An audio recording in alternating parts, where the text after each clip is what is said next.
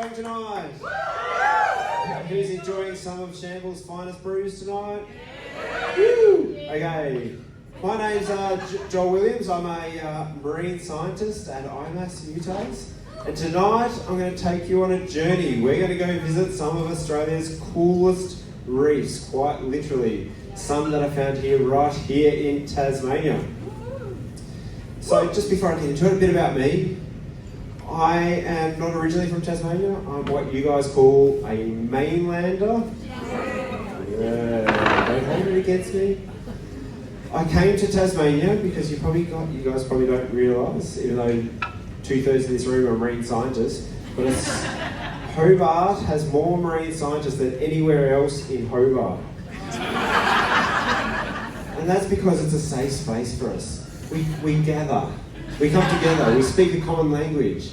It's a bit like how Melbourne is a safe place for hipsters to gather. And that's where I'm originally from, Melbourne.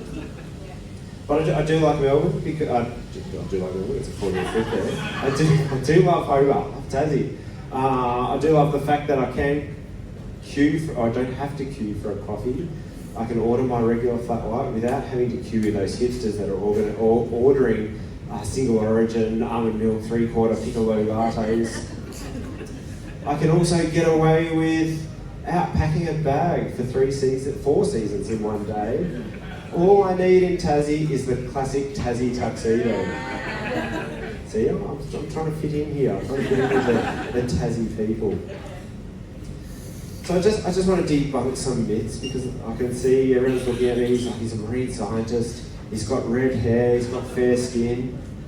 How the hell is he not being burnt to a crisp? Being out in this evil thing called a sun. It's not all about being out in the sun. So just to debunk a couple of myths. I don't train dolphins. Though this was an amazing pickup line during my uni days. You'd be in a nightclub and a girl would come, geez, like, what do you do? Like, I'm a marine biologist. Oh my God, you study dolphins? I wanted to be a marine biologist when I was 5 years old. Okay then. I also don't cuddle penguins, or any birds for that matter. Sorry, Ollie. Birds are just a bit yuck. I also don't cruise around on my luxury yacht, looking for secret reefs and lost treasures. Though, if I do win Lotto tonight, this is where you will find me 9 AM tomorrow on my luxury yacht. Instead, I'm sorry to break it to you, I'm a nerd. Like all 5 scientists tonight, I reckon we're all a bit nerdy. I spend most of my time here, in front of a laptop. Woo! Staring at numbers, writing code, trying to make sense of the world. It's cool, awesome. That's good. I'm glad someone finds it cool. I find it cool. Like we should talk afterwards. That's something cool. But I do get out in the field. Somebody's got to collect the data. I do get out in the field occasionally. I do go out on the boat. I'm not completely scared of the sun, just as long as there's some shade. You can see them in the shade. We've got the wide brim hat, sunglasses, and 10 litres of sunscreen. Another common question I get asked is, why do I not work on the Great Barrier Reef? All marine scientists work on the Great Barrier Reef. And sure, it has pretty fish with cute names, and lots of pretty coral. But I'm going to let you in a little bit of a secret here. It's overrated. It's got all the glitz and the glamour. It's got chicks in bikinis. It's all shiny and it's like the Lamborghini of the reef world. And we kind of want to go there, but we don't.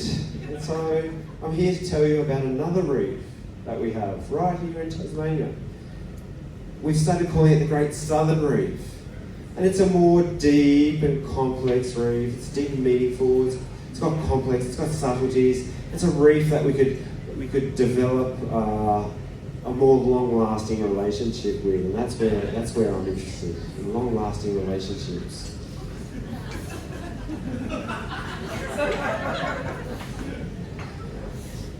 I'm interested in fish. Don't hold that against me. I'm interested in fish, understanding where fish live. who they interact with. Who they interact with.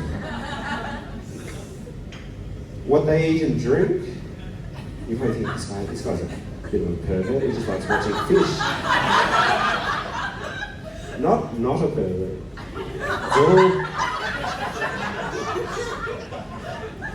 It's all above board. It's in the name of science. And I promise you I have permits for this. Like, James Bond gets away with it, so why can't you call me the 00 fish? But to be honest, I actually think I'm probably a bit more like Big Brother. Because I like to put cameras around their homes, in different rooms. And I like to throw some challenges at them. So I like to throw a bit of climate change at them and see how that changes. If we increase the water temperature, how does that change where they live and who they interact with? What if we do a mass eviction and we take out a couple of tons of fish and I want to know how that changes where they live or who they interact with. Or we may want to lock them in, like a bit like a marine park, and see how marine parks. But I'm particularly interested in one part of the Great Southern Reef. It's relatively newly described. It's called Temperate mesophotic ecosystems. Now that's a bit of a technical term, so I'll break it down for you, but just to let you know, this has only recently been discovered. We know more about the moon than we do about these temperate mesophotic ecosystems. So let me break that down for you. Temperate refers to the bottom half of Australia, the colder half, the bit that you guys love. That's why you're here. It's the bit where the water's 10 degrees and you guys like to go swimming without wetsuits. I saw you on Friday. Yeah. You guys are crazy. Were you there? I was not. Next year, I've been told I have to do it one day. Do you love the ocean? I do love the ocean, not that much. Mesophotic. Meso is Latin for mid. Photic is Latin for light. So this is a mid-light ecosystem. An ecosystem is everything. It's everything around us. It's the room we're in. It's the temperature. It's what we eat. It's what we drink. It's everything. So I like mid-light ecosystems, which is perfect for my skin complexion. I also like fish and chips. Who here likes fish and chips? Yeah, everyone loves fish. What about throwing shrimp on the barbie? Like Paul Hogan here. They're all too young for I'm not. Well, there is a good chance that 70% of the fish or the seafood that you consume has been caught from one of these temperate mesophotic ecosystems. It's a bit like 70% of single origin almond milk 3/4 lattes come from Melbourne. And so what makes these mesophotic ecosystems so special, so different to what we're used to? So just a little bit of physics for you here. It's a bit of a complicated diagram. I'll break it down for you again. So light is made up of different wavelengths, and as the light passes through the water, different colours are absorbed at different depths. So the first colour that's absorbed is the colour red. Red is completely absorbed by 10 metres. Once you go diving beyond 10 metres, there's no more red. Which for me is fantastic because I'm no longer a redhead. I'm more socially acceptable, far more attractive.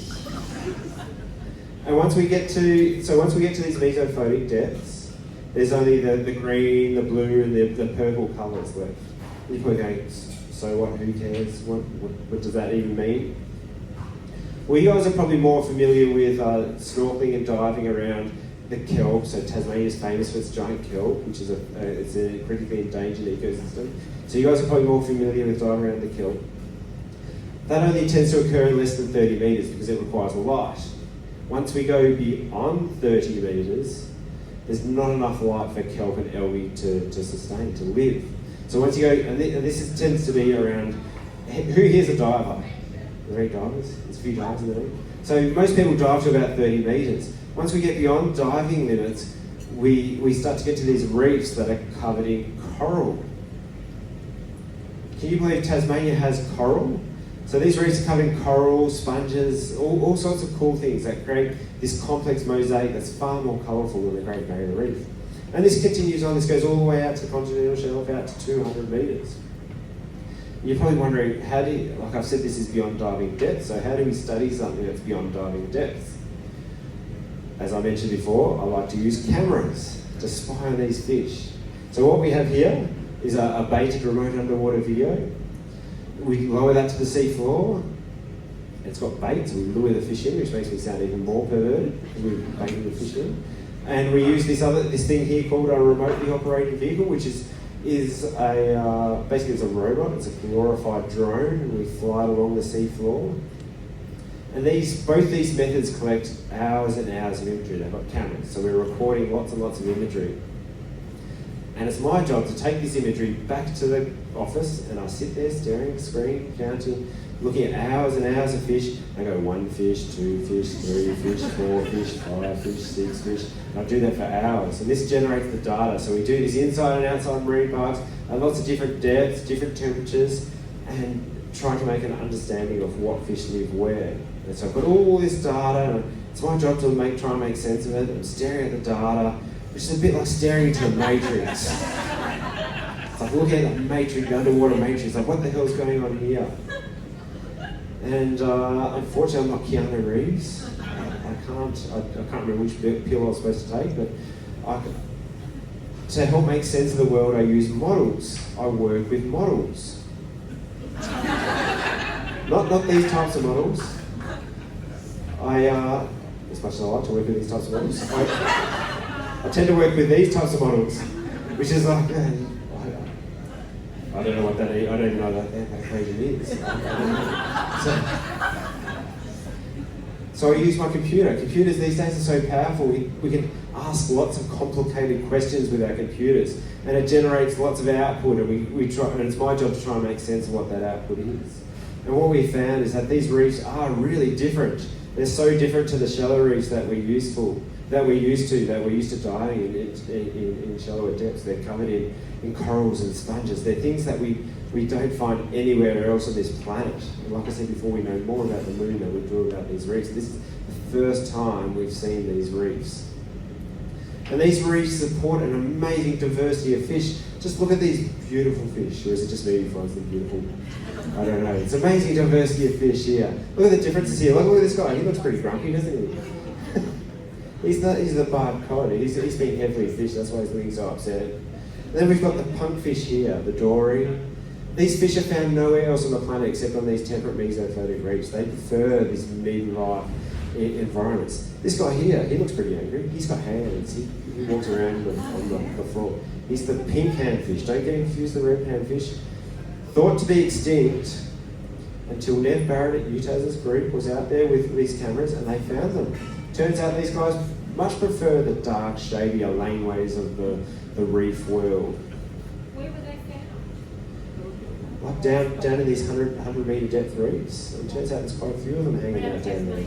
Around Tasmania, yeah. The Tasman Fracture Marine Park. Yeah, it's pretty cool. Took I think it was about 30 years. No human had seen eyes on them until they were literally just flying a camera over a piece of reef and they saw them. You probably noticed there's something else that's quite common about these fish. They're all red, orange. They've got the same hair colour as me, so we've got a lot more in common. This is why I like these life reefs. So, just like this reputable media outlet, the Australian Geographic said, these coral sponge garden reefs are much better than the Great Barrier Reef. Like, look at that, tell me that's not better than the Great Barrier Reef. Exactly. So my advice to you, and I'm looking around the room and there's a lot of pale-skinned people like me, true Tasmanians, you don't need to go to the Great Barrier Reef to get skin cancer. You can stay right here in Hobart, save your money, do a deep diving ticket, buy a dry suit, but judging by Friday's efforts, you don't need a dry suit. You can dive naked if that's whatever. And come for a dive on these temperate mesophotic ecosystems because they're far more interesting, far more complex, deep, meaningful than the Great Barrier Reef. Thank you very much, Hobart. It's been fantastic.